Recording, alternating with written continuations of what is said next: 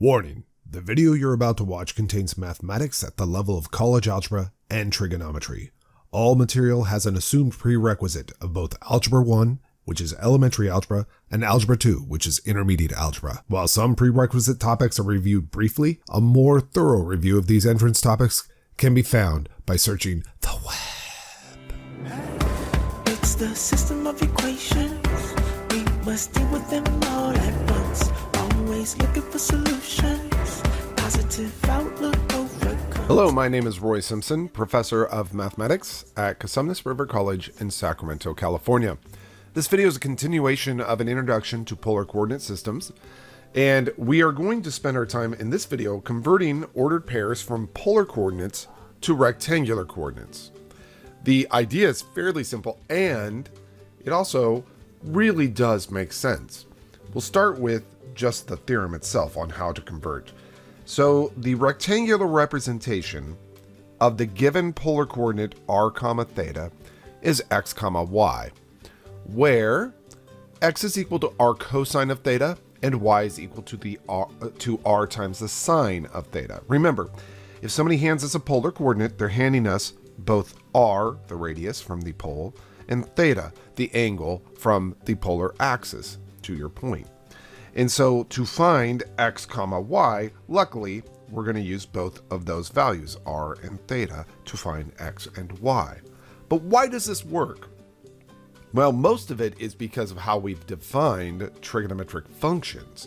If you recall, the cosine, at least on the unit circle, the cosine was defined to be the x value on the unit circle. However, if you were not on the unit circle, the cosine was defined to be x over the radius of the circle. And the sine on the unit circle was defined to be the y value for the point. However, if you're not on the unit circle, it was defined to be y over the radius of the circle that you're dealing with. And so that right there is the actual proof that x is equal to r cosine of theta and y is equal to r sine of theta. This is such an important set of formulas. It is totally memorizable, and you will carry this set of formulas forward through your future math classes. They are kind of the building blocks of the polar coordinate system. They're also kind of the building blocks of a lot of other things. Another way you can view this, though, if you don't like that version, let's suppose that you had this point in space. I'm just going to put it over here. So this is our polar axis right here, and this is the pole. And so let's suppose that you have this point r comma theta in the polar coordinate system. And you want to convert that into its respective point in the Cartesian coordinate system. You want to find out what is x and y, what's the x value for that, and what's the y value. Well, if you superimpose a Cartesian coordinate system on this, you would get something that looks like this. I can't lightly draw. I mean, I could, but I don't have pressure sensitivity set on mine because I don't like it. But if you superimposed a Cartesian coordinate system, you would notice that this distance would therefore be the x value, and this distance would be the y value. You could then draw in here a right triangle. You can see this angle here is theta because that's what we were told, that we turned through an angle of theta, and we were told this distance is r. Well, if this is the y value and the horizontal is the x value, what relates r and theta to, for example, x? Well, the cosine of theta is equal to adjacent over hypotenuse. Or in other words, the cosine of theta is x over r. Cosine of theta is x over r. So there's yet another way to view it. Also, the sine of theta is opposite over hypotenuse. So the sine of theta is y over r. And yet again, we will arrive at the same two formulas as we wrote above. So therefore, x is equal to r cosine of theta and y is equal to r sine of theta. A couple ways you could derive it. whichever way your brain works. And now we just start converting. So somebody hands us a point in the polar coordinate system.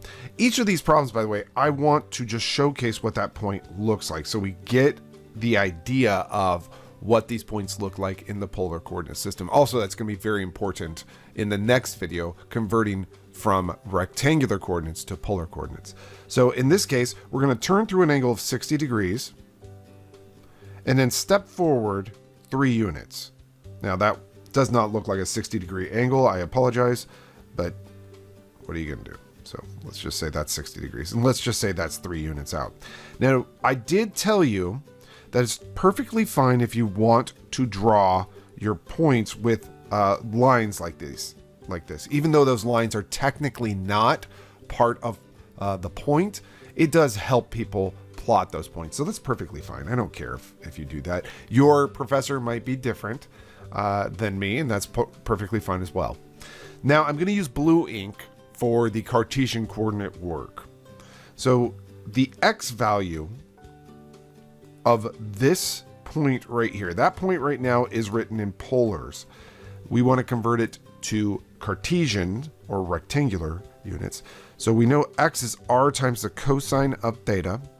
R here is 3, and theta here is 60. At this point, you should be comfortable enough to know that the cosine of 60 degrees is 1/2, and so x is 3/2. And then the y value is going to be r sine of theta. You just get kind of used to that. Sines are always associated with y values. That's a good way to think about it. The r, the value for the radius here is 3, and we have the sine of 60 degrees, and we should be comfortable enough to know that the sine of 60 degrees is root 3 over 2, so 3 root 3 over 2. So that point in Cartesian coordinates is 3/2, 3 root 3 over 2. There's only one representation in Cartesian coordinates for that polar point. Trying another example, this time with a negative radius. Nothing really changes here other than the fact that you're dealing with a negative radius. I still want to showcase what this point looks like. So we'll start with the pole and the polar axis. I'm going to turn through an angle of 5 pi over 4. So that's beyond 4 pi over 4. And now we're facing an angle of 5 pi over 4 right there. Now I will step backwards to root 2 units. So I'll step backwards 1, well, how do I want to do this? So 1, root 2. Let's just pretend that's root 2. Root 1, root 2.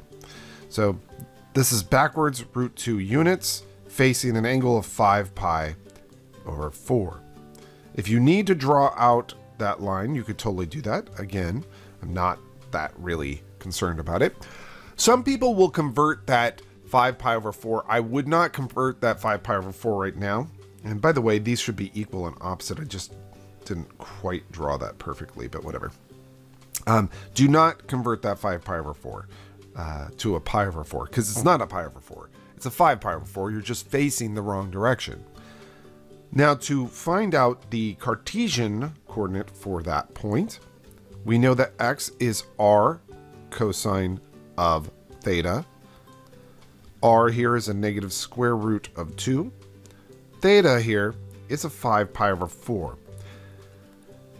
Now, you should be fast enough just to figure out what that number is. However, I'm going to be slow with my computations here because I want to make sure that somebody who's in a trig course for the first time really knows my logic on how to work with these special angles and angles that are beyond 90 degrees or pi over 2. So the way that I do this, and probably pretty much the proper way of doing this, honestly, is to say, well, that's cosine of 5 pi over 4. It's the same thing as the cosine of its reference angle, which is a pi over 4, with the exception that we know 5 pi over 4 is in quadrant 3.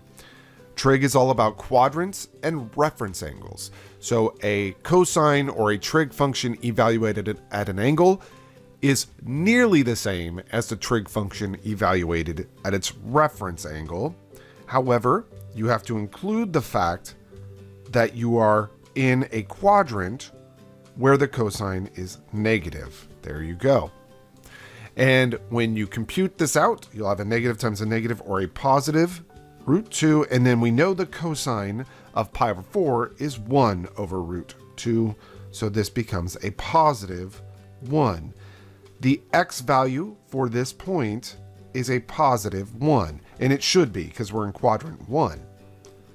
The y value, on the other hand, is going to be r times the sine of theta. R, again, is a negative square root of 2. Theta is, again, 5 pi over 4. And that'll be a negative square root of 2 times. I will trade out that 5 pi over 4 for its reference angle, pi over 4, because then you can work with triangles. We also know because that angle is in quadrant 3 and sine is negative in quadrant 3, we have to put a negative right there. We know that the sine of pi over 4 is 1 over root 2. So negative times a negative is a positive. Root 2 times 1 over root 2, or in other words, 1.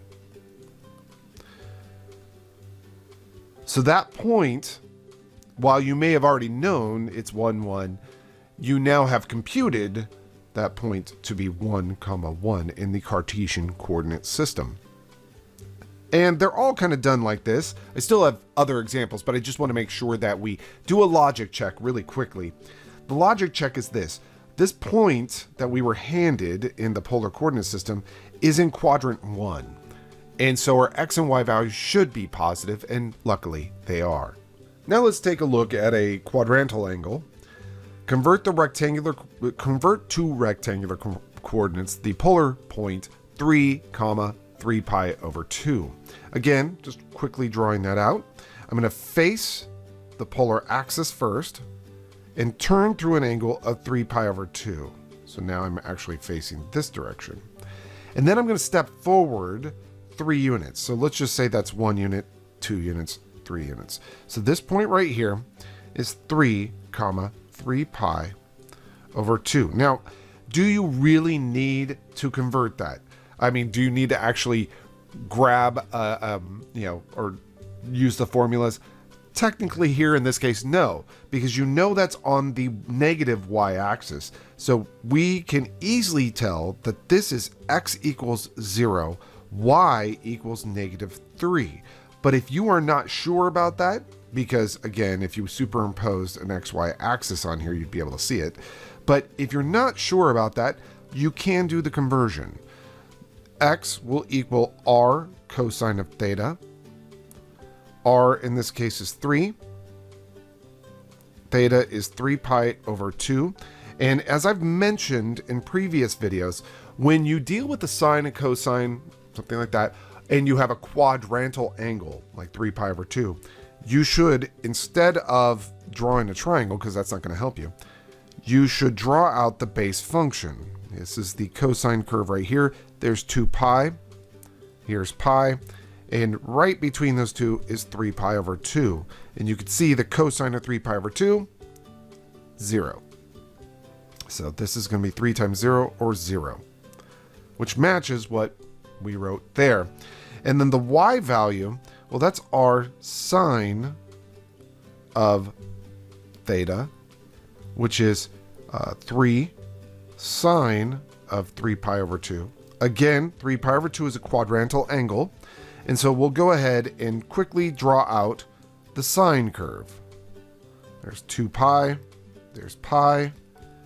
So therefore, halfway between is 3 pi over 2, and you can see the sine becomes a negative 1 at the angle of 3 pi over 2. So this is going to be a negative 3, which matches what we wrote down. So this is kind of to show that sometimes it's not necessary really to use those formulas. If you land on a quadrantal angle, you could just take a look at the graph and say, well, that's x equals 0, y equals negative 3. But it's good practice, I think, to go ahead and use the conversion formulas. Now here's a good mixture right here for a polar coordinate. You have both r and theta as negative values. And don't be thrown off by r being negative e. E is just a number, right? 2.71828 and so on and so forth. So this number r is negative 2.71828 and so forth. Still not a big deal. So here's the polar axis right here. We're going to face an angle of negative 2 pi over 3. That's roughly around here. So we're facing this direction. And then we're going to step backwards negative 2.7 units, roughly again. So I'm going to step backwards 1, let's just say 2, and some change. So right to here. So this point right here in quadrant 1, very important to note, is negative e comma negative 2 pi over 3. I say it's important to note that we are in quadrant 1 because when I convert to Cartesian coordinates, my x and y values should end up being positive. Let's see if that works. So remember, x is going to be r times the cosine of theta. R in this case is a negative e, and theta is a negative 2 pi over 3. Remember that cosine is an even function, so that negative will not matter. So I'll just erase it. Also, we know that cosine, well, maybe I should say it this way. We know that the reference angle for 2 pi over 3 is pi over 3, and cosine is negative in quadrant 2. If you left the negative in there, well, cosine is negative in quadrant 3 as well. Okay, so it doesn't really matter. So this becomes a negative out front because we're in quadrant 2 or 3, depending on how you did the problem. And negative times negative would give me a positive e, and we know the cosine of pi over 3 is 1/2. So we know the x coordinate for this is e over 2. Let's write it that way, but it's positive. That's what's incredibly important because we are in quadrant 1 and that's what we need. Now, y is r sine of theta, and again, in this case, r is negative e, and theta is negative 2 pi over 3. You could use the fact that sine is an odd function to pull that negative to the front. This would be then e sine of 2 pi over 3. And we know that the reference angle for the sine of, or for 2 pi over 3, is pi over 3. And because 2 pi over 3 itself is in quadrant 2, and sine is positive in quadrant 2, we can just say that's a positive sine of pi over 3. Sine of pi over 3 we know as root 3 over 2. So this is e root 3 divided by 2. And now we know the y value, e root 3 over 2. Let me zoom in here. Root 3 over 2. And that should make sense. Both the x and y values are positive, which really should match what quadrant you're in. So really nice conversion problem. Our last example in this video requires a calculator actually. And so that's why I want to do it. Let's go ahead and at least try to plot this. So here's the pole and then the polar axis. I'll rotate through an angle of negative 670 degrees. Well, here is negative 360 degrees. And then we'll go ahead and add another 180 to that to get to negative 540 degrees. So that's negative 540 degrees right there. And we'll have to go another 130 degrees to get to negative 670. So that's another negative 90, right? And then another 40 degrees beyond there. So this angle right here is negative 670 degrees. That's a pretty crazy angle. Notice you could have taken advantage of the fact that really facing negative 670 degrees is the same as facing negative 670 plus 360. So you could have adjusted this angle and said, you know what this is? It's 12, comma, negative 670 plus 360. It's the same point. And in fact, you could have done that twice. So times 2. 360 times 2 is 720. And so 720 minus 670, you're facing 50 degrees. That's a way you could have done this, and I think that's a very nice way of doing this. This is goes along with a conversation we had when we first started trigonometry called on a topic called coterminal angles. And so I think it's much easier to deal with 50 degrees than negative 670 degrees. So massaging the problem from the get-go is very, very useful. So instead of rotating backwards, I'll rotate forward 50 degrees. That's probably not even 50 degrees, to be honest with you, but nobody really cares. So let's pretend that's 50 degrees. And then I step out 12 units, and let's just pretend as though that's 12 units in length. So that's 12 comma 50 degrees, or 12 comma negative 670 degrees, so the same angle. But I'm going to be using this one for my computations. Remember, to convert here, x is going to be the r value times cosine of theta.